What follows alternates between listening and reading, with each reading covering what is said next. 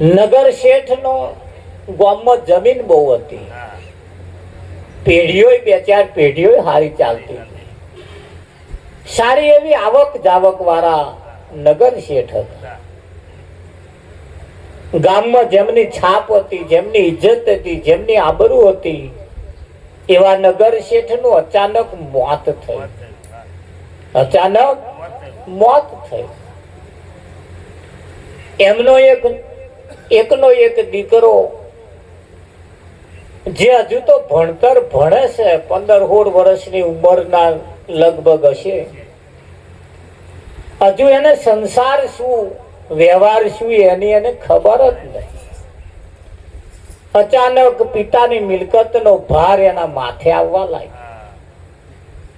વ્યવહાર તહેવારની ખબર નહીં હોવાને કારણે ઘણા વર્ષો સુધી નગર શેઠ જે ભેગું કરીને ગયા હતા એ ખાધે પાર રાખ્યું. અને એ તો તમે જાણો શેઠ લીલારો તમારે વરે એટલે પાઈ એવા ખાવા વાળા એ તો તમને ખબર જ. તમને ખબર ના હોય પાડોશી તો થયું હોય શેઠ અને હુકી ઉડી જ નહીં તરત લોકો આગા ખસ્યા નહીં. એટલે તમારી પાસે જ્યાં સુધી લીલારો હોય ત્યાં સુધી હવકોય આવે, હવકોય આવે. અને જેદાર વલ્લી તડાકા મારવાનું ચાલુ થઈ, કેદાર મારા બેટા ભાગોર બેઠા બેઠા વાતો કરે, અમથા દાડા બગડ્યા.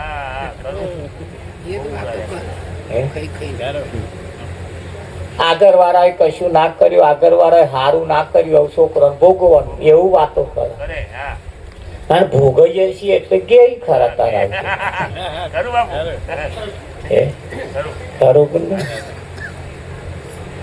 એમ આવી રીતે વાતો કરતા કરતા નગર શેઠ નો એકનો એક દીકરો મિલકત ભેલાવા લાગ્યો. જાજી જમીન હતી, ભાગ્યા રાખેલા પણ કશું બતાવે જ નહીં, ઉપરથી ખોટ બતાવે.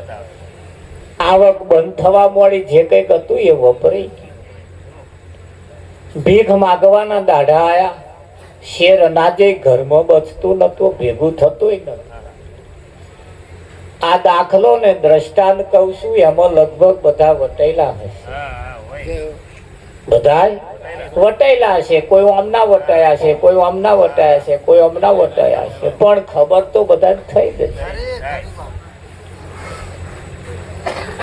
ધીરે ધીરે ધીરે ધીરે ભીખ માગવા સુધી વાત પહોંચી. એકદાડ ફરતા ફરતા ફરતા નગર શેઠ જેને મહારાજ જેને ગુરુ માનતા હતા એ ફરતા ફરતા એને ઘેર આયા.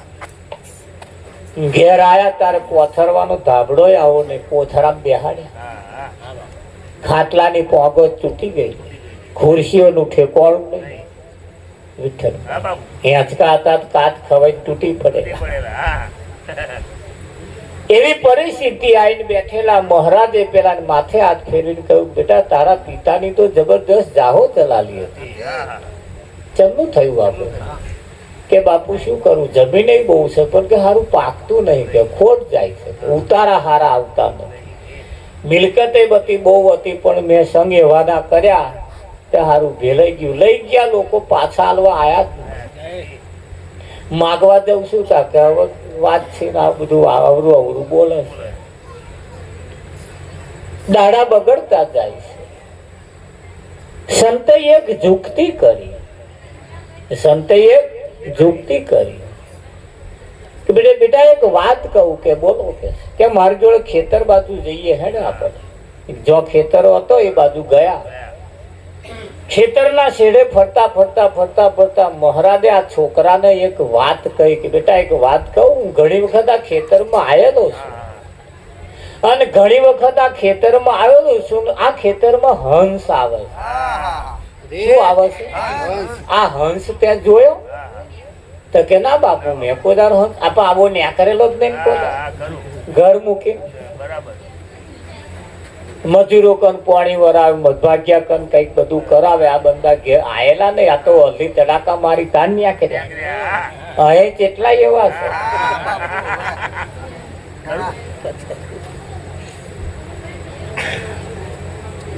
એ આ ખેતરમાં હંસ આવે છે અને આ હંસને એક વખત તું જોઈ જા પછી તો તારી જાહો જલાલી ના થાય મન કે પણ ધ્યાન રાખજે હંસ કયા ટાઈમે આવે એનું કશું નક્કી રાતે મધરાતે આવે હવાના પોરમાં આવે અમે હોજનાય આવે બપોરે આવે હવારમાં આવે હોજના આવે ક્યારે આવે એનું કશું નક્કી નહીં એટલે તું આજે બપોર આવ્યો ને કદાચ ના આવે પછી દાડો બદલતો રહે સમય બદલતો રહે વળે હંસ જોવાની શરૂઆત કરી દાડે આવે હોજના આવે બપોર આવે રાતે આવે આવતા આવતા આવતા આવતા એક દાડો રાતે એને તો આવવાનું ચાલુ કરે દાડે તો દેખાય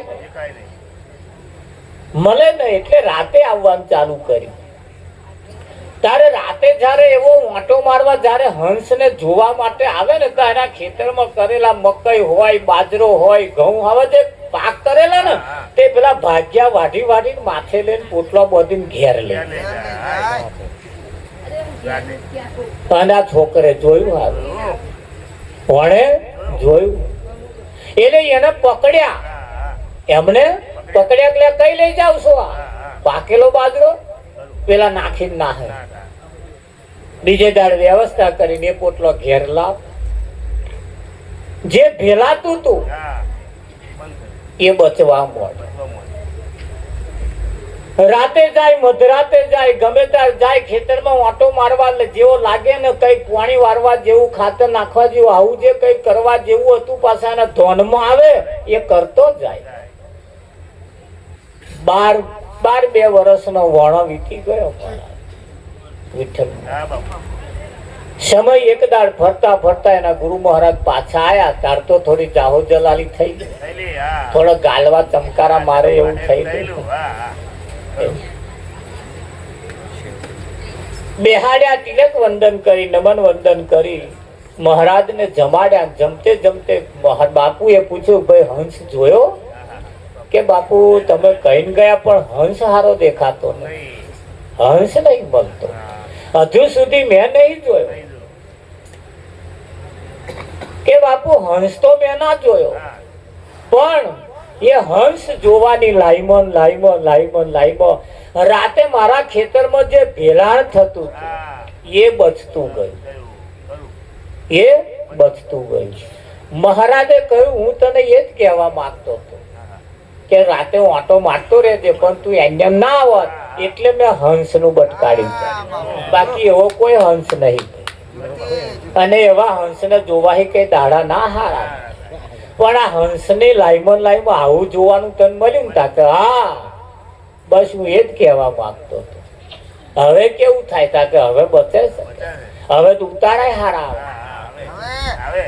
ઉતારાય ધ્યાન રાખજો હમો પણ આપણે થોડા વાંટા મારતું રહેવું અને વાંટા નહીં મારો ને તો આ બધું ભેલાતું જાય છે ભેલાય કે ના ભેલાય અને હવે રે તપાસ કરો અત્યાર લગીન કેટલું બધું ભેલાઈ ગયું અત્યાર લગીન કેટલું બધું ભેલાઈ ગયું અને હવે ભેલાડવા દેવું નથી હવે નક્કી કરવું છે આપણે કઈક સારું કરવું છે ભજન એ ખાલી ગાવા બજાવા પૂરતું નથી ભજન એ દરેકના જીવનનો રાહ બદલાવા વાળું ભજન અને ભજનની અંદર એક એક શબ્દ તમે સાંભળજો એ તમારા જીવનને બદલવા માટે તમારા જીવનને ઉજ્જવળ બનાવવા માટેના મય શબ્દો મૂકેલા છે સત્યનારાયણ ની કથામાં બેહો એટલે 5 વાર્તા ગોર મહારાજ મોડે કઠિયારાની કે ચંગાવતીની કે બધી 5 વાર્તાઓ મળે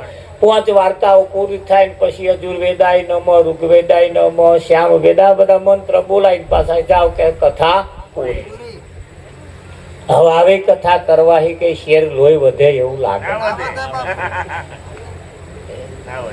પરિવર્તન યુગ લાવવા માટે જીવનમાં પડેલા જે વ્યસનો છે એ આપણે કાઢવા પડશે આ જે વ્યસનો છે ને એ મારા બેટા રાતે વ્યાડી જાય રાવજી તમે ખેતરમાં ના હોય તારે એવા વ્યાડી જતા રહે અને એટલે આ બધું ભેલાઈ છે આ કીડીઓની કમાણી તેતરા ખાય છે અને તેતરા જે ખાય છે એને આપણે જોવા પડશે કે ના જોવા પડે હા જોવા પડશે વડોદરા હોસ્પિટલ સિવિલ હોસ્પિટલમાં અમે એક દાડો ઓટો મારવા ગયા. કઈક ને પગે હોજા આવી ગયેલા, કઈક નો પેટ ફૂલી ગયેલો, કઈક ના મોઢા ફૂલી ગયેલા. આવા બધા કેસો અમે જોયા. જોતે જોતે જોતે પગે હોજા ચઢેલા વાળાને પૂછ્યા કે કેમના હોજા આયા? કઈ પડી ગયા હતા કે ના? તા એ તો ના બોલ્યા, પણ એમનો ઘરવાળો પોંખો તે બેઠો તો એવો બોલ્યો, મહારાજ શું કહું તમને કે આ માપમાં ના રહ્યા એના હોજા, આ માપમાં ના રહ્યા એનો પેટ ફૂલ્યો. મેં સમજણ ના પડી ચમનું માપનું ટેપ કે મહારાજ પાછી એની ચોખડ કરવી પડશે. મેં હોવે આ ઘૂંટો મારી મારી મારી મારી કે આ પીરા પોચ પડી ગયા. હવે દાડા બગડ્યા છે.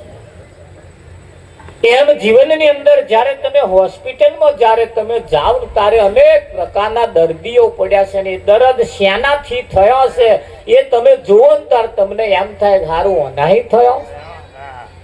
અને એવું જો તમારા જોડ્યામાં આવે ને એનાથી થાય એવું જો તમને લાગે એવું હોય તો ત્યાંથી પાછા વળી જજો, નહીતર જીવન બરબાદ થઈ જાય.